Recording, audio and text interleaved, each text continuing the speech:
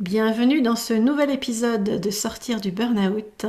Et aujourd'hui, j'ai le grand plaisir de retrouver Delphine Maras que nous avions déjà reçue au tout début de ce podcast. Delphine, bienvenue. Est-ce que tu veux te présenter ou représenter en quelques mots pour nos auditeurs? Bonjour à tous. Donc, je suis Delphine Marat, je suis naturopathe à Budelière, à Évaux-les-Bains, au terme d'Évaux-les-Bains et nouvellement à Montluçon. Naturopathe, micronutritionniste. À la base, j'étais ingénieur biochimiste, ce qui m'a donné une sensibilité assez marquée pour la nutrition. Voilà, je suis une naturopathe pas mal nutritionniste aussi, en sachant que j'ai en plus un DU de micronutrition et physionutrition clinique et biologique. J'ai des diplômes de nutrition à l'Institut de Intelligent Nutrition du docteur Coudron de Dijon, le DU de micronutrition qui est assez connu. Et puis je suis aussi réflexologue, je fais aussi de la réflexologie plantaire. Voilà en gros. Super. Et alors, je pense que avant de démarrer sur le cœur de notre sujet, c'est peut-être intéressant de redéfinir en quelques mots la naturopathie, parce qu'il y a beaucoup de personnes qui ne savent pas très bien de quoi il s'agit et qui peut-être peuvent hésiter avant d'aller consulter un naturopathe simplement par méconnaissance finalement. Mhm. Bah oui, oui, donc la naturopathie, il y a beaucoup de gens, ils pensent nature, ils pensent plante et ils pensent phytothérapie, en fait. C'est une composante de la naturopathie, aider à aller mieux en utilisant les bienfaits des plantes qui sont clairement là et on est bien content de les avoir, mais c'est juste une composante. En fait, la naturopathie, c'est avant tout l'idée d'aider notre corps à retrouver son équilibre en lui apportant ce dont il a besoin pour retrouver cet équilibre et en lui apportant avec des méthodes naturelles, naturopathie. Donc oui, il peut y avoir les plantes, mais pas que. Il va y avoir justement, par exemple, l'alimentation qui me tient à cœur. Il va y avoir la respiration, l'oxygénation, c'est aussi un carburant fondamental du corps. Il va y avoir la mise en mouvement du corps avec de l'activité physique, mais pas que. On peut faire bouger les fluides dans le corps autrement que par l'activité physique, mais le corps a besoin de ce mouvement des fluides pour que les communications entre les différents organes, etc., se passent bien. Il va y avoir l'environnement, le cadre de vie, il va y avoir la gestion du stress qui t'est cher et des émotions, il va y avoir le sommeil et les rythmes de vie, il va y avoir les relations sociales. Et au milieu de toutes ces thématiques, bah, la nature, elle est présente à tous les niveaux en fait, parce qu'elle nous montre un peu l'exemple sur tout ça. C'est elle qui nous amène les aliments les meilleurs pour notre santé, c'est elle qui nous amène l'oxygène qu'on respire, c'est elle qui nous montre l'exemple sur les rythmes de vie. En ce moment, il fait nuit plus tôt, jour plus tard. Bah, on devrait dormir plus longtemps, mais qui le fait vraiment? Euh, donc voilà, la naturopathie, c'est un petit peu aider le corps à aller mieux en s'appuyant sur une hygiène de vie avant tout. Alors c'est un mot qui est pas toujours très très joli. Moi, des fois, je préfère dire art de bien vivre, art de vivre en bonne santé. Et puis après, donc chaque naturopathe va avoir sa petite touche à lui. Donc moi, il y a quand même plus la nutrition et la micronutrition. Donc la micronutrition, là, on quitte vraiment les macronutriments qui sont amenés par l'alimentation. Bien que l'alimentation amène aussi des micronutriments, hein. Quand on mange des légumes et des fruits, on mange des vitamines et des minéraux. Donc ceux-là, ils amènent pas de calories, mais ils amènent un fonctionnement. Et donc ça, on peut aller le rétablir aussi éventuellement avec des compléments alimentaires. Donc voilà. Ça donne une bonne image, effectivement, je pense que ça permet de mieux comprendre de quoi il s'agit. Et du coup, quand quelqu'un est en burn-out, je dirais déjà un peu à quel moment ça paraît important de consulter un naturopathe et sur quel sujet finalement, quelle aide tu vas pouvoir apporter finalement à ce moment-là de vie. Alors le credo de la naturopathie, c'est la prévention. Bon, malheureusement, je pense que c'est pareil en sophrologie. Les gens, souvent, ils viennent nous voir quand c'est fait. Donc, en prévention, on peut être très utile, hein, voilà. Bon, mais après, quand c'est trop tard, bah, on est là aussi et on peut aider aussi. Je pense que ce qui est intéressant, moi, ce que je voulais vous présenter, enfin te présenter du coup là aujourd'hui, c'était quand même plutôt le côté physiologique parce que Souvent, dans les accompagnements de naturopathie, en tout cas tels que conçus par le système actuel, on a l'impression que c'est que un problème de gestion du stress, de gestion des émotions, et on t'envoie voir un psychiatre et on te dit repose-toi. Ok, terminé. Mais il y a quand même clairement une composante physiologique dans l'histoire. C'est quand même les Fondamental. glandes surrénales qui produisent plus de cortisol ou quasi plus. Quand on est en burn-out total, c'est plus, et on n'arrive même plus à se lever le matin. Ça, c'est complètement physiologique. C'est quand même tous les neurotransmetteurs qui s'effondrent. Il y a vraiment de la physiologie derrière. Donc il y a aussi ce côté un peu réconfortant, je pense, d'entendre que, ok, j'ai poussé trop fort, on m'a poussé trop fort, etc. Mais mon corps, lui non plus. Enfin, lui aussi, il a besoin d'aide. C'est pas que dans ma tête. Et c'est pas que parce que j'ai pas géré ou parce que on m'a fait ne pas gérer. Donc évidemment qu'il y a ça. De toute façon, ça fait partie des causes et il faut aussi se poser des questions sur pourquoi on en est arrivé là, pourquoi. Ça, c'est certain. Et ça, c'est pas la naturopathie qui pourra le faire. Mais par contre, le côté physiologique, on peut vraiment aider. Et quand on est descendu trop bas, ben vraiment, ça va pouvoir aider à reconstruire et à retrouver de la vitalité et pouvoir après, à la limite, avoir de la vitalité pour se poser les questions que qu'on aurait pu se poser peut-être un petit peu avant ou ralentir un petit peu avant. Voilà. Tout à fait. Tout à fait. Du coup, moi, ce que j'ai tendance à conseiller quand on me pose la question, c'est d'aller voir un naturopathe quand on est en situation de burn-out le plus tôt possible.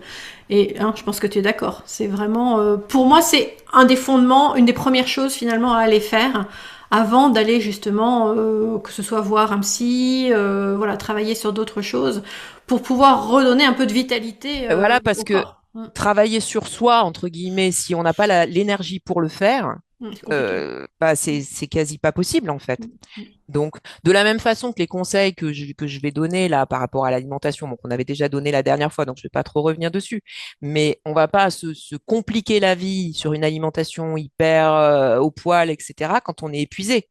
Donc, il y a d'abord des choses à faire pour retrouver un peu d'énergie et l'importance aussi de procéder étape par étape.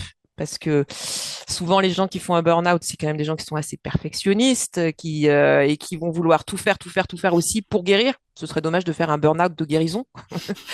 Mais ça peut arriver. Il y a un peu des profils. J'ai regardé tous les podcasts possibles et inimaginables. Je vais faire ça, je vais faire ça, je vais faire ça. Bon, mais oui, mais ok. Mais l'accompagnement que tu proposes, qu'on propose aussi, il sert à ça, d'aller étape par étape parce qu'il faut faire à son rythme et il faut arriver à s'écouter en même temps pour avancer de façon productive. Tout à fait, tout à fait. Donc oui, oui, dès le début, il y a des choses à faire. Ben, donc on rejoint un petit peu ce que je voulais te proposer. Moi, je voulais te proposer justement les approches qu'on peut avoir, justement, en partant presque du plus aigu au plus global, du plus spécifique au plus large. Donc, au niveau spécifique, l'action première qu'on peut avoir, c'est une action un peu symptomatique en fait. On n'a plus de cortisol, plus assez de cortisol, peut-être pas plus du tout, mais en tout cas plus assez. On n'a plus assez de neurotransmetteurs. Qu'est-ce qu'on peut faire pour vraiment aider à ce niveau-là? Donc, ce que j'avais noté, moi, c'est donc sur le court terme, bah, on peut apporter déjà avec la phytothérapie des plantes qui sont cortisone-like, donc qui vont vraiment nous aider à apporter un petit peu de cortisone au début pour retrouver un petit peu cette vitalité. Donc les plus connus, je les cite. Alors après, il y a des précautions d'emploi, etc., hein. Je vais peut-être pas tout dire là, mais la plus connue, ça va être la réglisse, ça va être les bourgeons de cassis, ça va être l'huile essentielle d'épinette noire, par exemple. Tout ça, ce sont des cortisone-like. Donc l'épinette noire, j'y reviendrai un petit peu après tout à l'heure parce qu'elle peut être utilisée en massage sur les reins. Pour les neurotransmetteurs, toujours dans du vraiment symptomatique, hein, quand on n'a plus de dopamine non plus, quand ça arrive aussi quand on est vraiment en dépression, mais même si c'est pas les mêmes schémas, il y a des voies qui sont un peu similaires quand même. Pour la dopamine, il y a une autre plante qui s'appelle la mucuna. La mucuna, elle contient de la L-dopa et donc on peut amener la L-dopa aussi comme ça. Pour la sérotonine, bah, il y a la griffonia qui est assez connue, qui contient de la 5-HTP, c'est le précurseur de la sérotonine. Il y a le safran qui se comporte un petit peu comme les inhibiteurs de recapture de la sérotonine, comme les antidépresseurs, hein, en fait. Donc voilà, il y a des plantes qui sont vraiment symptomatiques et qui peuvent être données, je dirais, en première phase pour du court terme et tout en cherchant à travailler derrière sur les causes. Et donc, dans les causes, quand on prend un petit peu de recul, le second axe sur lequel il est important de travailler, c'est vraiment l'axe cerveau-surrénal, l'axe de régulation. Ça s'appelle l'axe corticotrope ou l'axe hypothalamo-hypophyso-cortico-surrénalien. Donc en gros voilà le lien entre la tête et les glandes endocrines qui vont produire cette hormone. Et ça, on peut aussi travailler dessus. Ah oui, j'ai zappé toute une partie, mais on y reviendra. On peut aussi travailler dessus avec la phytothérapie. Donc là, ça va plutôt être les plantes adaptogènes. Donc, les plantes adaptogènes, elles sont très utiles dans la gestion du burn-out parce que vraiment, elles vont travailler sur cet axe, c'est-à-dire qu'elles vont travailler à la fois sur les glandes surrénales pour les aider à produire un peu, mais à la fois aussi au niveau de la régulation avec le cerveau. Donc là, bah, il y a les grandes classiques, il y a la ashwagandha, il y a le ginseng, il y a la rhodiole, qui ont des caractéristiques un petit peu différentes. Donc on va adapter en fonction des profils, quand il y a un peu plus de dépression avec, quand il y a un peu plus d'insomnie, quand c'est plutôt de la dépression de manque de projet, quand c'est plutôt de la dépression manque de joie. Bon, souvent dans le burn-out, il y a un peu les deux qui se retrouvent. Alors, ça dépend à quel moment, voilà. Mais Voilà, ça effectivement, dépend à quel il moment. peut y en avoir. Il peut y en avoir. Voilà. On va adapter en fait ces plantes-là en fonction de ça. Pour travailler sur cet axe corticotrope, il y a aussi quelque chose qui est très important, c'est le respect et la resynchronisation des rythmes circadiens. Donc les rythmes circadiens, en gros, c'est l'horloge biologique interne. Et cette horloge biologique, elle correspond à des stimuli qui vont, par exemple, être liés grandement à la lumière. Donc le fait de travailler sur la lumière et sur l'exposition à la lumière le matin, le soir, de façon différente, ça va permettre de resynchroniser un petit peu cette horloge biologique. C'est un petit peu le point d'action numéro un. Donc l'idée, c'est le matin, lumière. Faire comprendre tout de suite à la tête, hop là, c'est le moment d'activer la machine parce qu'elle n'arrive pas à se mettre en route. Donc, on va lui donner un petit peu quand même des signaux pour lui faire comprendre que c'est quand même à ce moment-là que c'est censé se passer. Donc, ça peut être lumière naturelle. Je me réveille tout de suite, j'ouvre mes volets, je respire une grande bouffée d'air et je prends de la lumière. Alors, on en parlera après, suivant le degré de fatigue aussi, peut-être. Ça peut être une petite marche toute douce, aller juste mettre les pieds dans le jardin, déjà pour sortir et prendre un petit peu cette lumière. Après, aux périodes où on est là, eh ben, ça peut être aussi de la luminothérapie. Donc, les lampes de luminothérapie. Moi, ce que j'aime bien conseiller pour les lampes de luminothérapie, c'est plutôt les lunettes, lunettes casques de luminothérapie, parce que c'est un peu pénible de devoir être toujours dans le champ de la lampe le matin. En général, c'est une exposition de 20 à 30 minutes, donc on peut préparer son petit déj, manger devant la lampe. Mais moi, je trouve que les lunettes, c'est vachement bien parce qu'on peut vraiment vaquer à ses occupations. Euh, et je sais pas, je fais peut-être pas de la pub, mais il y a des lunettes qui permettent aussi de tester. On peut faire pendant un mois et s'il se passe rien, puis on renvoie. C'est quand même un investissement, donc je trouve que c'est pas Oui, mal oui, oui, tout à fait. de noter ça. Donc la luminothérapie, très intéressant pour le matin. Et pour le soir, c'est tout l'inverse. On coupe les écrans, on coupe les téléphones portables, les tablettes, la télé, au moins une heure avant le moment où on voudrait pouvoir s'endormir.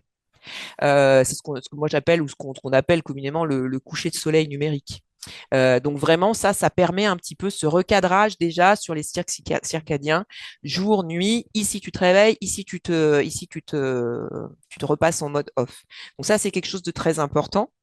Après, dans la régulation de ces rythmes circadiens, bah, il y a la nutrition, mais cette fois-ci côté chrononutrition. Donc là, on avait fait tout un podcast là-dessus. Je ne vais pas vraiment en reparler. Je voulais juste reciter matin, importance d'amener du gras, de la protéine et le moins de sucre possible. Le gras parce que c'est les briques pour fabriquer le cortisol, la protéine parce que c'est les briques pour fabriquer les neurotransmetteurs. Le soir, importance d'amener des oméga 3. Ça, c'est les petites briques pour nourrir notre système nerveux, on va dire. Et éventuellement, sur le coup de 4-5 heures, un petit goûter avec un petit peu de fruits, quelques petits carrés de chocolat, parce que ce petit apport de sucre au moment du goûter va aider la sérotonine à monter, qui elle-même est le précurseur de la mélatonine, hormone du sommeil. Donc voilà, en termes de chrononutrition, ça va aussi aider à régler un petit peu ce rythme. Après, il y a les températures qui peuvent influencer le rythme circadien aussi. Mais là, c'est un petit peu plus compliqué parce que toujours pareil, s'il y a de l'hypothyroïdie, on va peut-être pas gérer exactement pareil. Mais les principes généraux, c'est du chaud le matin et plutôt du frais le soir. Mais d'un autre côté, si vous prenez une douche froide le soir, vous savez très bien que ça vous excite. Donc, il faut aussi avoir en tête que la température ressentie à l'extérieur du corps a plutôt tendance à faire l'inverse à l'intérieur du corps. Donc, c'est plutôt la douche un peu chaude le soir pour refroidir la température interne du corps. Par contre, pas un bain qui dure 2 heures parce que là, vous allez réchauffer la température du corps. Ou pas non plus d'activité physique intense. Mais enfin, quand on est en burn-out, on ne fait pas d'activité physique Non, ça intense. c'est bon. Mais ça aussi, ça réchauffe la température du corps. Ouais, tout à fait. Donc, c'est un petit peu compliqué la température, mais ça fait partie aussi des choses qui peuvent aider à réguler. Pour les rythmes circadiens. Sur les rythmes circadiens, bah, il y a le fait d'avoir des horaires réguliers, essayer de se donner des horaires de lever, horaires de coucher, horaires de repas. Je pense que ça, c'est vraiment un moment quand on est vraiment comme ça en reconstruction où cette régularité, cette routine, elle est vraiment importante pour permettre à notre corps de reprendre des rythmes. Et la dernière chose qui peut aider à recadrer ce rythme circadien, c'est la mélatonine. La mélatonine, c'est l'hormone qui dit, allez hop, c'est fini, on passe en mode nuit. Et donc, elle, suivant le moment où on la prend, on peut décaler les cycles, recadrer les cycles. C'est ce qu'on donne pour le jet lag, hein, de toute façon, hein. Donc, ça permet, c'est connu pour permettre de recadrer un petit peu les cycles de sommeil, etc. Donc, la mélatonine, pas dans toutes les circonstances, mais elle peut aussi vraiment aider à recadrer un peu ce rythme circadien. Donc, ça, c'est pour le travail sur l'axe corticotrope. Je vais refaire un petit retour arrière que j'ai oublié quand on est sur la phase aiguë, enfin sur vraiment l'action, vraiment sur les surrénales et sur la production de cortisol en tant que tel. J'ai cité juste les plantes, mais évidemment, j'ai oublié pourtant ce qui me tient le plus à cœur, il y a la nutrition et la micronutrition.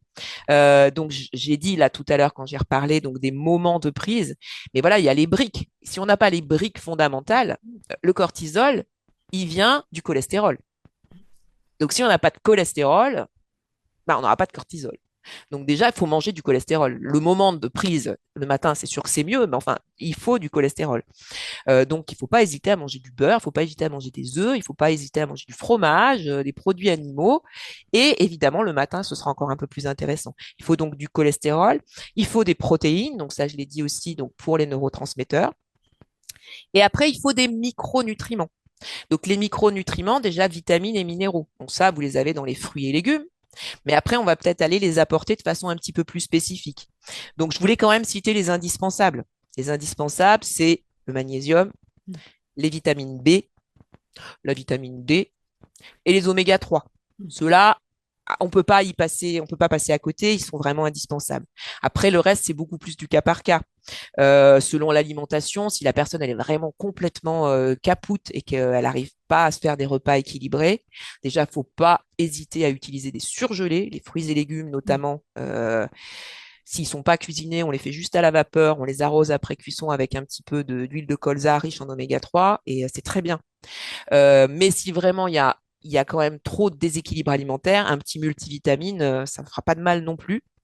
Et après, ben, suivant les bilans sanguins, il faudra vraiment aller regarder du côté du fer, du côté de l'iode.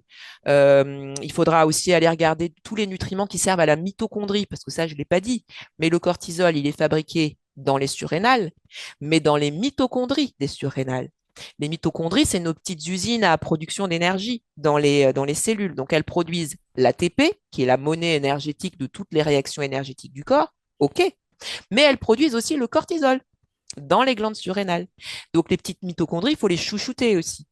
Et pour les chouchouter, les mitochondries, elles ont besoin d'oxygène, donc importance de la respiration, de la sophrologie, importance d'être dans la nature. Donc, même si on est fatigué et qu'on n'est pas en état d'aller faire des randonnées, juste sortir de chez soi. sortir dans son jardin, prendre le soleil, respirer, c'est vraiment très, très utile pour se faire du bien déjà à soi, mais pour faire du bien à nos petites mitochondries aussi, quoi. Après, il y a un petit outil que moi j'ai au cabinet et que certains naturopathes proposent, c'est le bol d'air Jacquier, qui permet d'amener de l'oxygène vraiment de façon très très biodisponible. Il mime en fait un petit peu ce qui se passe quand on est en forêt de pin, parce que dans le pin, il y a des molécules qui se couplent à l'oxygène de l'air et qui vont faire des complexes qui sont très très disponibles. Et puis, bah, voilà, la mobilisation douce, parce que si on veut amener l'oxygène jusqu'au niveau des surrénales, jusqu'au niveau des mitochondries, il faut quand même qu'on dynamise un petit peu cette circulation des fluides et du sang. Donc, un peu de marche, un peu de... Le Qigong, moi j'aime beaucoup conseiller des exercices de Qigong. Sur YouTube, vous trouvez des choses qui s'appellent récolte d'énergie, vraiment des mouvements comme ça où on rassemble l'énergie, où on la ramène à soi, ramène dans ses centres énergétiques, au niveau du ventre, au niveau du plexus, au niveau des reins. On peut vraiment faire des mouvements qui balayent derrière. D'ailleurs, j'en profite pour vous montrer où sont les reins. Je pense que vous l'avez peut-être déjà fait dans d'autres podcasts, mais il y a beaucoup de gens qui mettent les reins beaucoup trop bas. C'est vrai, c'est vrai. Hein. Vos reins, ils sont quand même dans le creux du dos et protégés par les dernières côtes flottantes. C'est des organes vitaux. Donc, ils sont hauts, en fait. Hein. Ils sont pas en bas sous les lombaires, hein, comme on dit quand on dit j'ai mal aux reins. Donc, c'est quand vous faites des massages, donc voilà, quelque chose que vous pouvez faire aussi, c'est les massages des reins. Rien que le fait de se frotter les mains et puis de venir après frotter vos glandes, vos reins et donc vos surrénales, hein, qui sont juste au-dessus, hein, vous amenez de l'énergie. Et ça, vous pouvez le faire avec l'huile essentielle d'épinette noire dont je parlais tout à l'heure. Alors, jamais pure, hein. On met un petit peu d'huile dans le creux de sa main, une huile, moi je mets de l'huile alimentaire, hein, vierge, bio, pressée à froid, mais alimentaire. Et je mets 2 petites gouttes d'huile essentielle d'épinette noire, je mélange comme ça là-dedans, hop là, et puis je viens faire mon massage plutôt le matin, parce que comme c'est cortisone-like, l'idée c'est de réveiller un petit peu la machine. Toujours au niveau des surrénales, ce qu'on peut faire aussi, c'est apporter de la chaleur avec une bouillotte. Parce qu'en fait, les reins, comme le foie d'ailleurs, sont les 2 organes du corps qui fonctionnent entre 39 et 41 degrés. Et si vous leur apportez de la chaleur, bah, c'est de l'énergie qu'ils n'auront pas à dépenser pour se réchauffer. Voilà, je crois que j'ai fait mon petit retour arrière sur l'action locale. Tout à fait. On a Voilà, rezoomé et on redézoome. voilà. Donc voilà, au niveau des surrénales, au niveau de l'axe corticotrope. Après, donc il y a vraiment au niveau beaucoup plus global la revitalisation dans son ensemble. Donc ça, bah ça c'est des conseils beaucoup plus génériques, mais qui tiennent quand même à cœur à la naturopathie. Ça va être bah, évidemment le repos, le sommeil. Donc le sommeil, il y a des plantes qui aident parce que c'est toujours difficile hein, dans ces périodes-là. Le sommeil, il y a la micronutrition qui aide, il y a les plantes qui aident, donc le magnésium qu'on a cité tout à l'heure, les oméga 3 qu'on a cité tout à l'heure, la mélatonine qu'on a cité tout à l'heure. Bon après il y a des plantes un peu plus spécifiques, hein, la valériane, l'escolzia, et qui vont être adaptées en fonction un petit peu du terrain de la personne. Dans la revitalisation, il va y avoir aussi tout le côté, évidemment, gestion du stress, avec la respiration, la sophro, l'activité physique douce. Euh, Très douce et très progressive, hein. Faut surtout voilà. parce que voilà, il y en a qui veulent redémarrer trop vite, donc faut Donc, aussi voilà, activité physique, c'est peut-être même pas le bon mot. Enfin, moi, j'utilise en plutôt. général le mot consacré, c'est activité physique adaptée.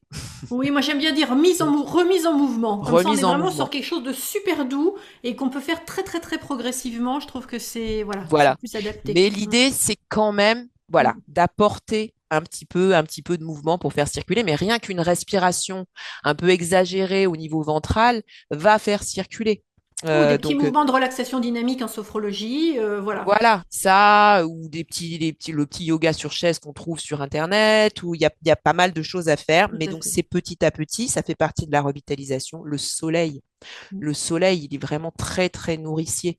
Donc, bon, ok, c'est pas Oui. la meilleure Au période. moment où on enregistre, on est début janvier, c'est pas tout à fait ça.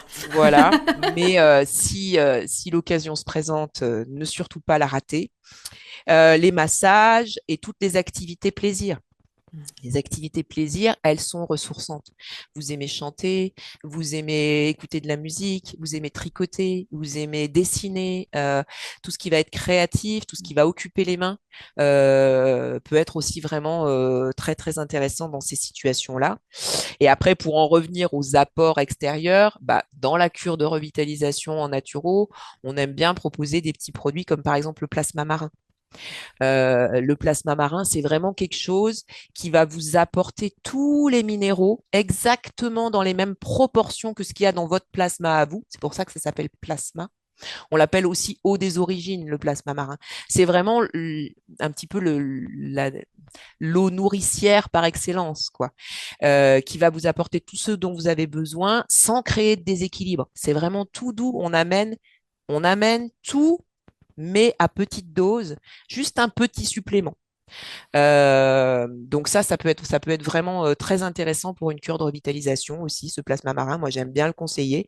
Après, il y a des choses qui boostent un petit peu plus et qui sont quand même assez polyvalentes. Il y a la gelée royale qui est très sympa aussi. Il y a le pollen, mais à ce moment-là, il vaut mieux qu'il soit frais parce que le pollen sec qu'on trouve n'est pas très intéressant.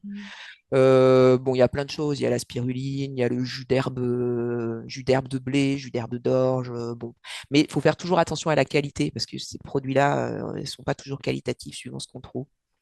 Mais moi, j'aime bien le plasma marin personnellement. Après, le plasma marin, les gens qui ont des mauvaises expériences avec la mer, des fois, ça leur convient pas. Il y a un côté un peu, je pense, énergétique et donc j'ai remarqué ça. Donc je le signale quand même. Mais si la mer vous évoque plutôt des choses agréables, pourquoi pas envisager ça aussi. Euh, voilà, donc là, on a pris encore un petit peu de recul. Et après, le dernier point, bah, c'est le terrain global. Ok, j'ai fait un burn-out, mais j'étais peut-être pas au top non plus physiologiquement avant. Je ne suis pas qu'un burn-out. Je suis aussi possiblement un terrain qui était déjà en hypothyroïdie avant, par exemple. Eh ben, la thyroïde, quand elle est faible et que les surrénales sont faibles, ça fait un cocktail qui peut être assez détonnant. Donc vraiment, importance de prendre en charge la thyroïde.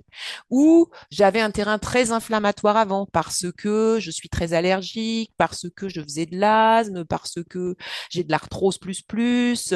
Ça aussi, l'inflammation, elle va perturber le fonctionnement du foie. Le fonctionnement du foie va perturber le fonctionnement des sucres. Le fonctionnement des sucres va perturber le fonctionnement du cortisol. Donc, il y a vraiment, voilà, on est un terrain. Et donc, vraiment, l'importance après de prendre en compte ce terrain qui était peut-être déjà préexistant, qui a peut-être encore été encore un peu plus chamboulé par le burn-out lui-même. Et si on veut une reconstruction sur la durée, je pense que c'est aussi vraiment important de prendre ce dernier aspect vraiment beaucoup plus global en compte dans le protocole, dans le processus complet de reconstruction post-burnout. Tout à fait, tout à fait. Non, non, c'est vraiment fondamental. Je te remercie d'en avoir parlé. Et alors, c'est vrai que du coup, l'importance d'aller voir le naturopathe, c'est que justement là, tu vas pouvoir, toi, dire ce qui est le plus adapté à la personne selon justement son cas. Est-ce que, comme tu disais, est-ce qu'elle avait un problème de thyroïde ou pas, ou ceci ou cela, et pouvoir vraiment faire quelque chose de très personnalisé. Personnaliser et puis je pense aider à prioriser aussi. Mm. Parce que c'est un peu ce que je disais tout à l'heure, si on veut se lancer dans tout en même temps, bah, c'est juste pas possible en fait. Il y a quand même des étapes à respecter, il y a une individualisation à respecter, des étapes à respecter. Donc c'est sûr que poser des jalons petit à petit pour faire les choses dans l'ordre et pour avancer et pour ne pas avancer trop vite non plus, respecter l'avancement de la physiologie petit à petit. Je pense que l'accompagnement, il sert aussi à ça. Il sert à l'individualisation et à la priorisation et à l'avancement étape par étape. Ouais. Tout à fait, tout à fait. C'est vraiment fondamental. Peut-être préciser pour ceux qui nous écoutent et qui ne le savent pas, j'allais dire comment ça s'organise. Est-ce qu'il y a plusieurs rendez-vous avec un naturopathe? Quel est le plus courant, on va dire? Alors là, je crois que ça dépend vraiment des pratiques Mm. de tout un chacun. Euh, moi, les personnes que j'ai accompagnées pour des burn-out, je dirais qu'il y aurait pour moi un minimum de 3 séances. Mhm. Je pense que Une première séance où bah, tout dépend pareil, quand est-ce que la personne vient, hein. Bien Disons, sûr, si la bien personne sûr. vient tout de suite, Mm, si la personne vient tout de suite, on met en place un petit peu les points d'urgence mm, tout de suite. Donc, comme je disais, hein, on va aller soit avec des plantes adaptogènes, soit voire même plus que des plantes adaptogènes, hein, qui amènent vraiment ce dont on a besoin tout de suite pour remonter un petit peu la pente. Et ça, il faudrait, je pense, il faut bien un bon mois mm, pour voir un peu les effets. Et quand on a repris un petit peu d'énergie, hop, on se revoit. Et mm. là, on peut aller discuter un peu alimentation, un petit peu Ok. revitalisation. Mais moi, au début, j'embête pas trop les gens Mm, mm, avec les petites routines naturelles là qu'on aime bien, qui font beaucoup de bien à la santé, mais qui sont un peu contraignantes. Il faut pas mm. se voiler la face. Et quand on est vraiment fatigué, c'est pas au début, c'est pas forcément le meilleur moment. Donc, ça arrive dans un deuxième temps et petit à petit, hein, voilà, en fonction de quelles sont les priorités, une fois de plus. Et ça, les priorités, ben, on les sait pas tout de suite, quoi. Il faut voir comment la personne, elle commence à reprendre un petit peu les choses en main, sur quoi est-ce que ça reste beaucoup plus difficile, et donc on avance comme ça. Et moi, je trouve que le dernier rendez-vous, s'il y en a que trois, parce qu'il y a malheureusement des personnes où il en a fallu un peu plus, hein, quand même, hein. Je dirais pas 10, hein, mais peut-être 5 ou 6, quoi. Mm, oui. L'idéal, donc, c'est que sur ce dernier rendez-vous, on refasse un topo maintenant après sur le terrain et pour mettre en place les points sur lesquels il faudra être vigilant pour ne pas faire de rechute derrière, quoi. Oui, oui, tout à fait, tout à fait. Ok, ça a du sens. Alors je vois l'heure qui tourne, on arrive à la fin de notre épisode. Merci Delphine pour tous ces fabuleux conseils et toutes ces précisions. Pour ceux que ça intéresse, vous pouvez aussi revoir l'autre épisode que nous avons enregistré avec Delphine. Je mettrai le lien en dessous de cet épisode pour que vous le retrouviez facilement. Et eh bien, Delphine, merci beaucoup. Ben, merci à toi pour ton invitation. Je t'en prie. Et je vous dis tous à très bientôt pour un nouvel épisode. À bientôt, merci.